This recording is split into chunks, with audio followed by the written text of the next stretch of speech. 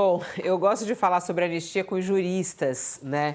Porque enquanto a gente está falando de um julgamento em andamento no Brasil, no Supremo Tribunal Federal, a discussão no país vira o jogo e fala sobre anistia em meio a um julgamento, né? Como é que os juristas analisam isso? Ontem a gente ouviu um jurista aqui, ele falou assim, é um absurdo isso estar acontecendo.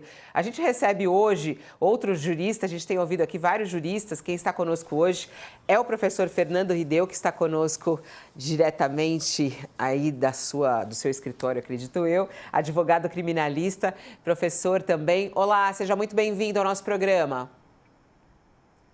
Bom dia, Fabíola, Mônica, Josias. Estou diretamente da minha residência hoje, sexta-feira. Sempre um prazer estar com vocês. Sextou. Sextou, mas trabalhando, fazendo essa análise e compartilhando conosco seus conhecimentos jurídicos. Obrigada por nos atender.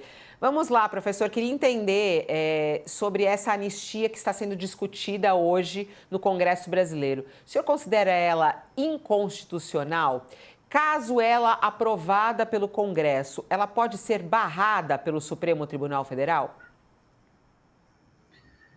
Fabíola, a campanha de 2026 já está a todo vapor, né? Essa que é a verdade. Cada um com seus interesses, mas já operando, visando 2026 e o 7 de setembro da semana que vem vai ser uma amostra disso. Do ponto de vista jurídico, né? Essa proposta de anistia é um retrocesso civilizatório, é uma vergonha institucional, né? E me parece absolutamente inconstitucional um projeto que venha a ser aprovado, que acho que tem remotas chances de ser aprovado da forma como está, por circunstâncias políticas, mas do ponto de vista estritamente jurídico é um absurdo. Né? É um absurdo. E, naturalmente, caberia, né, ao Supremo Tribunal Federal julgar a constitucionalidade ou não de uma lei desse tipo. E não vejo nenhum problema nisso, né? Basta a gente pensar num exemplo mais extremo, né? Que organizações mafiosas que já estão se infiltrando cada vez mais na política brasileira, pensemos que uma organização mafiosa ganhe protagonismo no Congresso e queira passar uma anistia para perdoar todos os crimes de tráfico de droga, organização criminosa dos últimos 5 anos. Seria possível uma lei dessa natureza? Não, né? É óbvio, né? O bom senso nos responde. Então, me parece que é natural que o tema, uma vez aprovado uma anistia, qualquer que seja, esse tema seja submetido ao Supremo e a constitucionalidade de uma lei dessa seja analisada, né?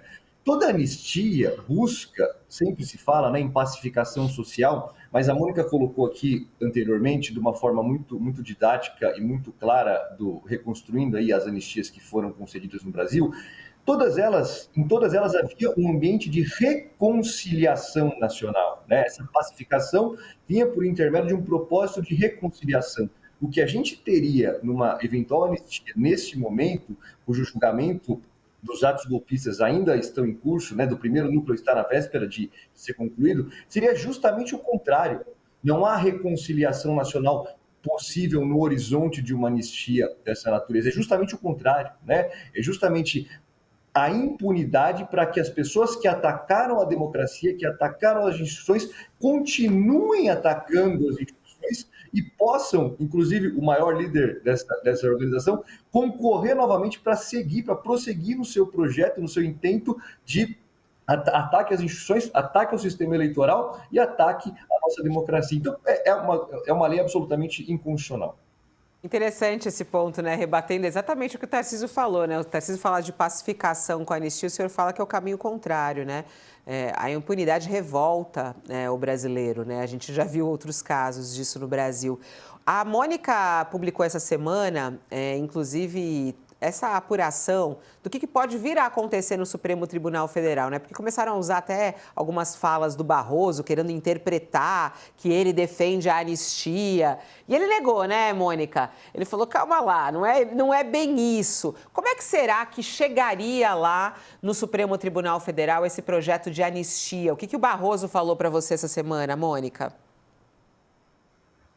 Começar, Fabiola, falando lendo aqui, bem, porque é curto, o voto do ministro Luiz Fux, quando o deputado Daniel Silveira foi condenado em 2023 por tentativa de abolição violenta do Estado Democrático de Direito, coação no curso do processo, exatamente os crimes alguns dos crimes a que Jair Bolsonaro responde agora.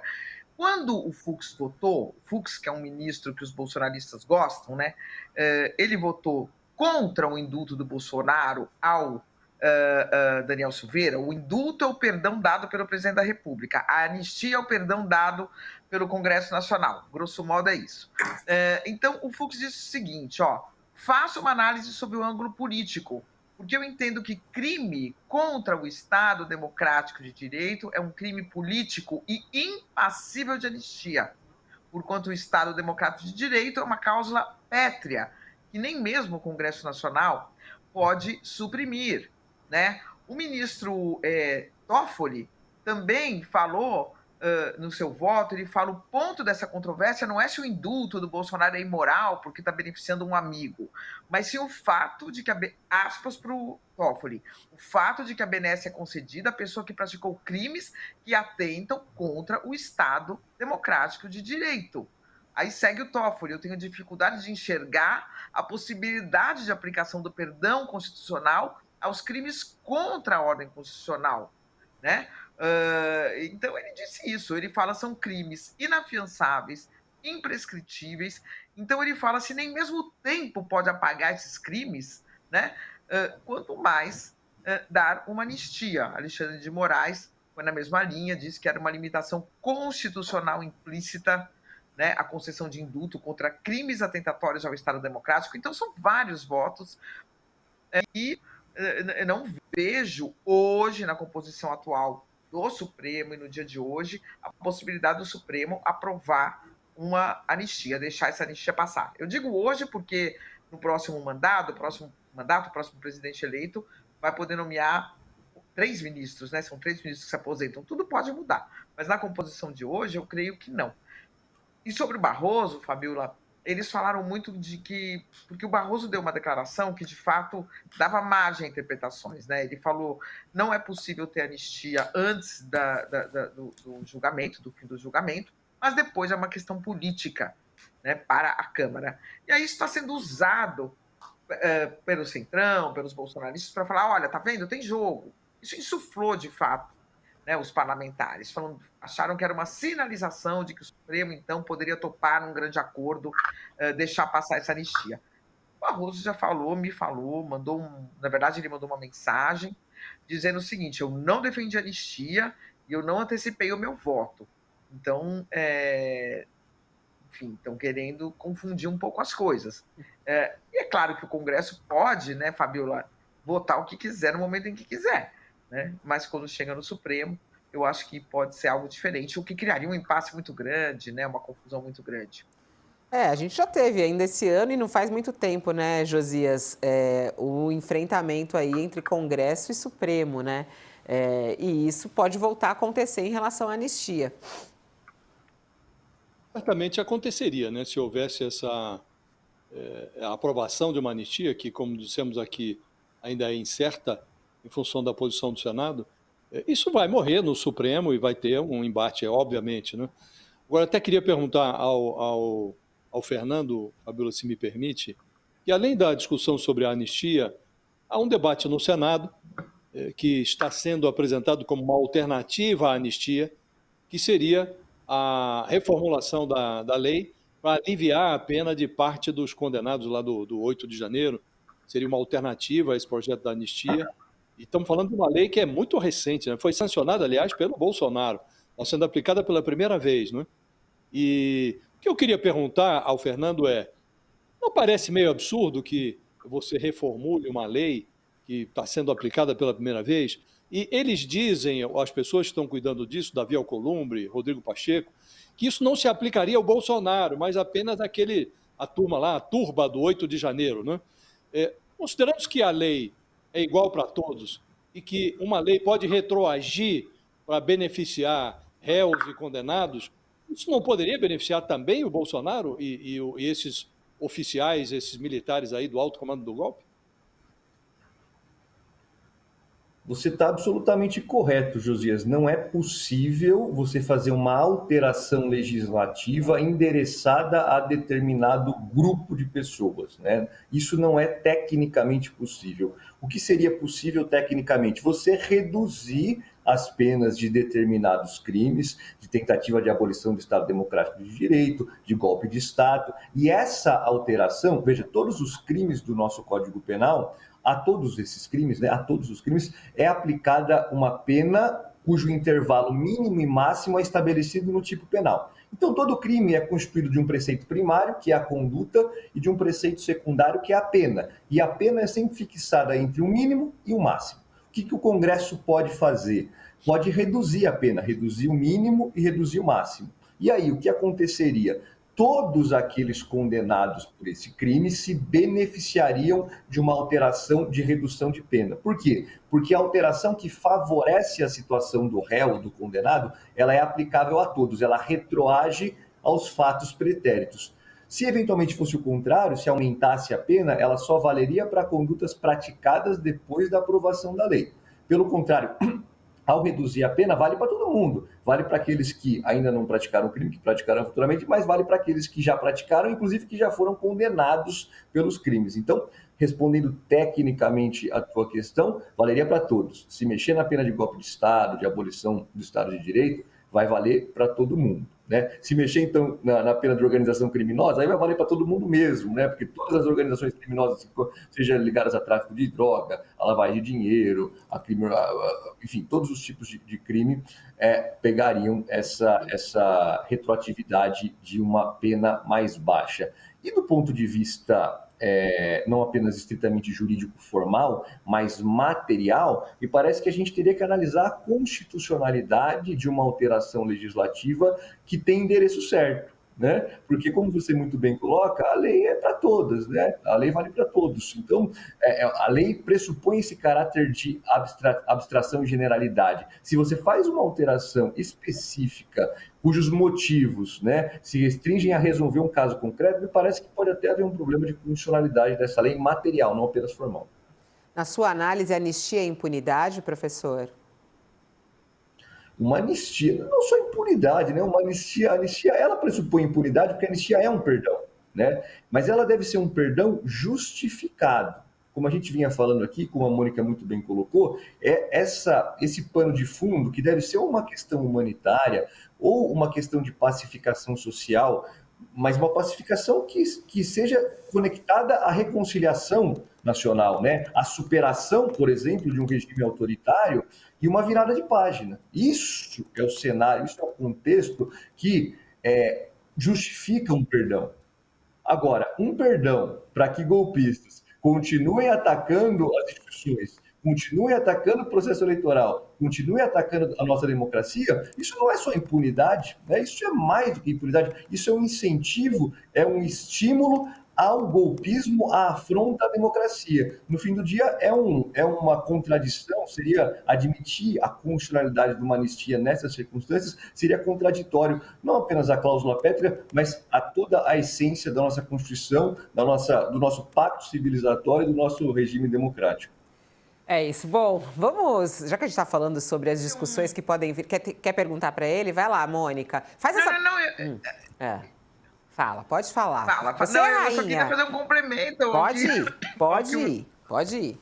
Eu queria fazer um complemento ao que o Deu falou sobre a questão da anistia, porque uma outra anistia citada pelo governador Tarcísio de Freitas foi a anistia que o Juscelino Kubitschek deu também aos rebeldes golpistas de Jacareacanga, né, que tentaram derrubar o governo dele em 1956. No mesmo ano, ele enviou para o Congresso um pedido de anistia para os adversários e foi aceito, e eles foram anistiados, tá?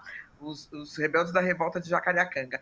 Só que em 1959, o Fabiano, 3 anos depois, esses mesmos militares tentaram de novo depor o presidente Kubitschek, o que mostra que realmente a anistia para crime, para golpista, é um aval para golpista dar de novo um golpe, né?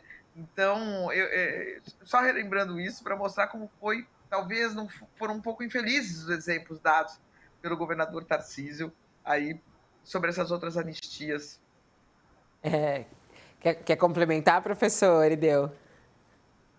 Perfeito, eu acho que é exatamente isso, né? Uma anistia tem esse caráter de perdão, né? Que se justifica por quando a situação, quando a conjuntura política e social nos impõe. Agora, você anistiar golpistas cujo projeto continua em vigor, exatamente a história vai voltar a se repetir, como a Mônica muito bem coloca, né? Se anistiar golpistas que continuam golpeando o Estado é não só a impunidade, mas o estímulo ao projeto golpista dessas pessoas. É interessante como a sociedade às vezes encara isso, né? Eu vou recebendo várias mensagens aqui. O Pablo Augusto, que sempre participa conosco, mandou aqui uma longa mensagem por e-mail, inclusive.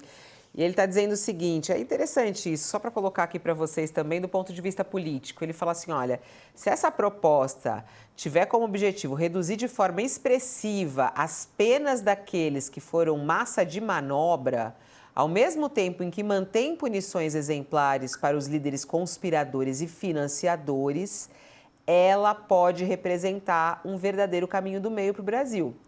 É algo que as nossas instituições tanto necessitam. Esse equilíbrio seria fundamental para evitar que o Brasil mergulhe em uma crise ainda mais profunda entre os três poderes. O senhor acredita, professor? Aí eu acho que o que o Pablo está dizendo aqui não é a anistia completa, mas para algumas pessoas e que foram usadas como massa de manobra. Oi? Aí entra aquele problema que nós estávamos discutindo aqui, não é, Fabíola? A lei que está sendo aplicada, ela foi aplicada a essas pessoas que serviram de massa de manobra e está sendo agora a mesma lei aplicada, ou será aplicada, aos membros desse núcleo crucial, como definiu a Procuradoria-Geral da República. Agora, a mesma lei tem penas menores, penas maiores. Pressupõe-se que, se a massa de manobra foi enquadrada em penas que variaram lá, as mais draconianas foram de 14 a 17 anos. O que se pressupõe é que o Bolsonaro e os seus cúmplices desse alto comando do golpe serão punidos com base na mesma lei, com penas bastante mais severas, né? Agora, não se pode considerar a hipótese, porque ela é inviável do ponto de vista técnico, de aprovar uma lei para reduzir as penas só para a massa de manobra. E não, mas reduz para esse, mas para aquele não. Aquele continua sujeito a penas mais draconianas. A lei vale para todo mundo, Fabíola. Então, se você mudar, como pretende o Senado, como o Davi Alcolumbre insinua que fará, ora, se você muda a lei, ela muda para todo mundo. Então, se os bagrinhos, os peixes pequenos, terão penas menores, também o Bolsonaro terá penas menores. Então, é melhor aplicar a lei que já existe e manuseá-la de modo a assegurar que quem tem mais responsabilidade, e o Bolsonaro e os militares têm muito mais responsabilidade, sejam punidos com mais gravidade, com mais severidade. Tá aí a análise do nosso ouvinte com a análise de Josias de Souza. Eu queria trazer um bastidor interessante que aconteceu ontem no Supremo Tribunal Federal, também colocar para o professor de Direito aqui fazer uma análise, se isso pode ou não pode no Supremo Tribunal Federal acontecer. Ontem, os ministros do Supremo, Alexandre de Moraes e Flávio Dino, brincaram na sessão sobre o posicionamento do colega deles, né, o outro ministro, André Mendonça. Eles estavam discutindo lá a reforma da lei da improbidade administrativa. E aí Alexandre de Moraes se dirigiu ao ministro Edson Fachin, falando o seguinte: presidente, depois desses debates, o ministro André vai querer ir para a primeira turma. E aí o Dino também entrou na brincadeira. Vamos assistir esse trechinho aí que aconteceu ontem, na sessão de ontem do STF. Por isso, presidente, depois desses debates, o ministro André vai querer ir para a primeira turma. Não? Eu estou achando ele muito punitivista hoje, não, né? Estou impressionado. Não, o que eu acho... Vossa Excelência quer permutar comigo? Posso perguntar. É que hoje o domínio aqui é da primeira turma, né? Fisicamente. Não, estou eu e o ministro Fachin aqui. Fachin é presidente, presidente é presidente. Vale, não conta. Ministro Fachin. Presidente é sem turma. Não, mas é que eu não posso ter peremptoriamente uma isenção de responsabilidade. É isso. Eu vou ter que avaliar caso a caso. E aí, professor, pode esse quiquizinho ali no Supremo Tribunal Federal? Eles fazem essa piadinha da primeira turma, mas é a primeira turma que está julgando Bolsonaro, né? E foi Bolsonaro que colocou André Mendonça lá. Esses momentos de descontração, eles são naturais em todo colegiado, né? Como as sessões do Supremo são transmitidas todas ao vivo, às vezes pegam esses recortes aí para divulgar e para viralizar, né? Então, respondendo a tua pergunta, pode ter troca de turma? Pode, né? Os ministros podem trocar de turma em todo colegiado, assim como no STJ, nos TRFs, nos TJs, eles podem trocar, né? É óbvio que não faz sentido agora, né? É uma brincadeira que eles estão fazendo ali, mas é uma brincadeira que tem sim um sentido jurídico correto, né? O ministro, quando ele entra na corte, ele não escolhe para onde ele vai, né? Ele ocupa o cargo que está vago e depois pode haver permuta. E muitas vezes, quando um cargo se vaga, né, um outro ministro pode pedir para ocupar aquele cargo. Isso já ocorreu no passado recente, né, quando o ministro Toffoli mudou de turma para ocupar o lugar do ministro Lewandowski, que se aposentou, né, e é constante. É que no Supremo são só 11, né, então são menos possibilidades, mas no Superior Tribunal de Justiça, nos TRF, nos TJs, isso ocorre com mais frequência. E ali o contexto, explicando a brincadeira, né, estava sendo votada uma questão da lei de improbidade administrativa, e o ministro André expressou um posicionamento tipo como mais punitivista, né, não tão liberal, não tão garantista, e daí veio essa brincadeira, porque muito se coloca que o ministro Alexandre é punitivista, que o ministro Dino é um ministro punitivista, e que a primeira turma tem um caráter mais punitivista, e daí veio essa brincadeira deles de dizer, não, então é melhor mudar de turma o André, que ele está muito punitivista.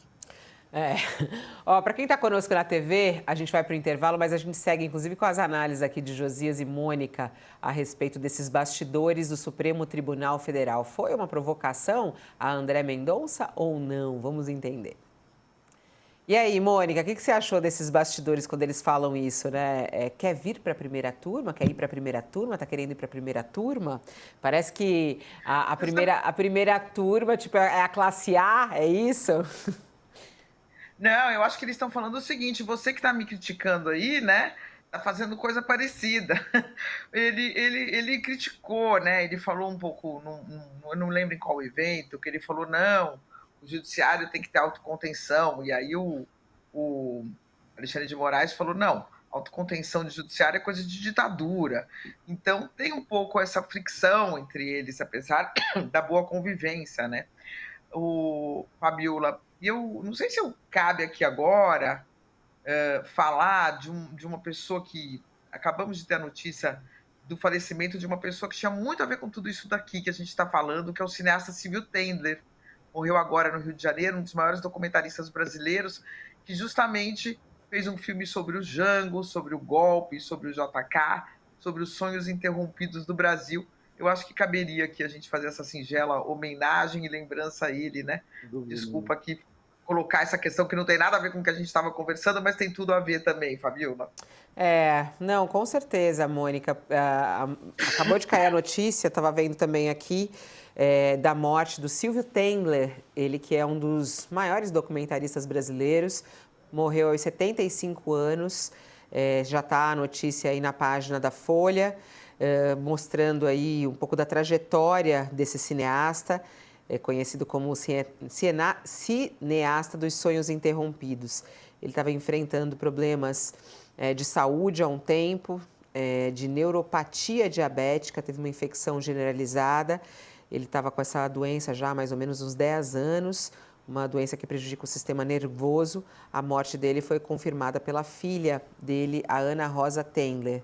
E ele teve vários filmes, né, que capturaram, inclusive, episódios e figuras históricas da política nacional, como o Jango, né, Mônica? Se você quiser aí falar um pouco mais dos filmes que você acha, o filme Jango, muito de 1980, né, o Anos JK, a trajetória política, também Tancredo, a travessia, a trilogia presidencial que foi de Silvio Tendler, com a marca dele e que é extremamente importante para a gente poder contar a história do nosso Brasil.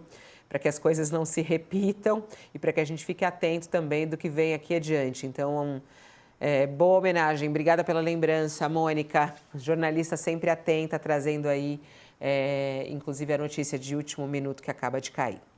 Estamos voltando aí para quem estava conosco na TV. Estamos de volta para quem estava conosco na TV, agora 11 horas e 4 minutos. No intervalo estávamos falando sobre a morte de Silvio Tendler, que você já encontra também aí na nossa página, com os detalhes desse documentarista que fez ali toda a história dos grandes presidentes do Brasil, a história do Brasil. Morreu hoje lá no Rio de Janeiro, aos 75 anos de idade. Mas antes estávamos falando sobre os bastidores do Supremo Tribunal Federal, ficou faltando o Josias falar sobre isso. Sobre como que... Eu fico pensando, Josias, aí a gente tem claro que quem acompanha o noticiário jurídico, os jornalistas, o meio político, entende isso de uma maneira, mas o público em geral, como é que entende, né? Quando a gente vê ali o ministro indicado pelo presidente Bolsonaro, sendo alvo de piada dos dois ministros que estão julgando Bolsonaro. Isso pode ter algum ruído para a população como um todo sobre a isenção do julgamento de Bolsonaro, Josias? Como é que você vê essas piadas que acontecem no Supremo eventualmente? O Supremo Tribunal Federal está trincado, não é, Fabiola? Há uma rachadura no Supremo. Dias atrás, o André Mendonça e o Alexandre de Moraes lavaram a toga suja num evento fora do Supremo, um evento organizado pelo LIDE, que é aquela empresa do João Dória. Estavam lá os dois, em momentos distintos, mas um falando com o outro. Embora um tenha falado de manhã, o outro no final da tarde. Agora, ambos se referiam um ao outro. Então, o Mendonça, nesse evento da LIDE, ele deu uma definição sui generis ali ele expôs um conceito sui generis do que seria um bom juiz, né? E o magistrado ideal do Mendonça é o avesso do Alexandre de Moraes. Ele disse lá, nós precisamos fazer um compromisso público de que o bom juiz tem que ser reconhecido pelo respeito e não pelo medo, que as suas decisões gerem paz social, não caos, incerteza, insegurança. Ele estava falando, evidentemente, do Alexandre de Moraes. E o Alexandre de Moraes, no mesmo evento, no final da tarde, ele recusou a carapuça e enxergou nas palavras do André Mendonça praticamente uma caricatura de um covarde. E ele falou lá, olha, impunidade, omissão, covardia nunca deram certo na história. Falou coisa parecida agora, nessa semana, na inauguração lá do julgamento desse núcleo crucial do golpe, né? Ele disse que todos os países, em determinado momento, optaram por algum tipo de covardia, de omissão, e nunca acabou bem, né? Extinguiu-se a democracia, prejudicou-se o Estado democrático de direito. E aí ele diz, em resposta ao André Mendonça, só um poder judiciário independente é respeitado. O respeito se dá pela independência. Então, ele que foi acusado de instilar medo na conjuntura, disse, olha, aqui não se trata de medo, se trata de ser independente. Aqui foi uma continuidade disso, Fabio. Essas amabilidades, essa brincadeirinha, porque o André Mendonça é relator de uma ação que envolve a aplicação da lei de improbidade administrativa, e ele, ao expor o seu voto, aliás, o julgamento foi interrompido porque o Alexandre de Moraes pediu vista, né? Mas, ao expor o seu voto, o André Mendonça, ele deu uma visão muito punitivista da lei a lei de improbidade. E aí o Alexandre de Moraes se sentiu ali à vontade para retomar a lavagem da toga suja. Só que agora, no plenário do Supremo, ele falou, pô, nesse ritmo, o André Mendonça vai acabar pedindo para integrar a primeira turma. E não há bolsonaristas na primeira turma. Daí a ironia, porque se tivesse lá o André Mendonça, ele teria a possibilidade de compor lá um segundo voto divergente com o Luiz Fux e levaria o julgamento para o plenário do Supremo, não para o plenário da primeira turma, né? E aí o Flávio Dino, já que não é de perder a oportunidade da piada, ele fala, olha, quer trocar comigo? Porque essa possibilidade existe. O regimento interno do Supremo permite a permuta. Um ministro troca de turma Então, o André Mendonça, que hoje é da segunda turma, iria para a primeira, né? Obviamente é um xiste, mas por trás da brincadeira, Fabiola, existe essa lavagem da toga suja, né? E há um incômodo do André Mendonça, porque além de ser excluído do julgamento daquele que o indicou para o Supremo, do Bolsonaro, além de ser excluído, ele já pressentiu, Fabiola, que este julgamento está esvaziando a gestão dele no TSE. Ele será vice-presidente do TSE durante a eleição do ano que vem. E adivinha quem é o presidente? Quem será o presidente? O Nunes Marques. Então, os dois ministros que foram nomeados pelo Bolsonaro, Nunes Marques e André Mendonça, serão, respectivamente, presidente e vice-presidente do TSE. E o Bolsonaro enxergava nessa dobradinha uma possibilidade de rever na Justiça Eleitoral a sua inelegibilidade. Então, o Alexandre de Moraes corre com o julgamento do núcleo crucial do golpe, porque, ao ser condenado, o Bolsonaro será considerado também pelo Supremo inelegível. Então, mesmo que o TSE, lá na frente, resolvesse, o que parece improvável também, mas vamos anular aqui a inelegibilidade do Bolsonaro, ou vamos tentar anular, não adianta mais, porque o Bolsonaro vai ser condenado e será declarado inelegível mais uma vez pelo Supremo. Então, esse contexto todo é que está escondido sob essa aparente amistosidade, sobre essa aparente descontração das piadinhas do plenário do Supremo.